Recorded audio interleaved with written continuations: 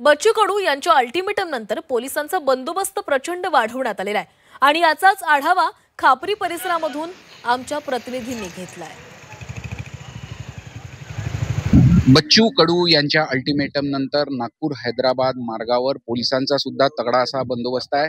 आपण बघू शकतो स्वतः जिल्हाधिकारी, पोलीस आयुक्त सगळेजण आता खापरी जवळ दिसत आहे आणि एकीकडे सरकारकडून फोन आलेला आहे तर दुसरीकडे पोलिसांचा सुद्धा तगडा असा बंदोबस्त खापरी जवळ ठेवण्यात आलेला आहे। मोठ्या प्रमाणात पोलीस तैनात करण्यात आले आहे। जिल्हाधिकारी स्वतः इथे दिसत आहे, पोलीस आयुक्त सिंगल सर सुद्धा इथे दिसून येत आहे।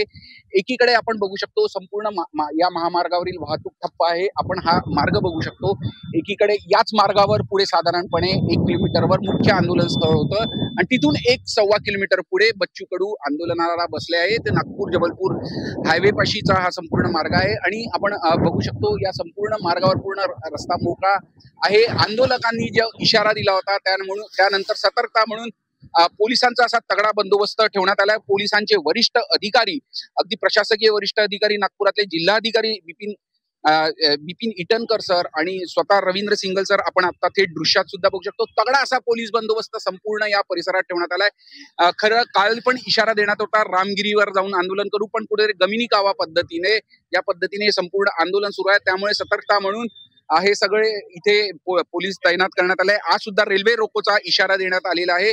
त्या दृष्टीने काही अघटित घटू नये या दृष्टीने पोलिसांची ही तैनाती या संपूर्ण परिसरात करण्यात आलेली आहे।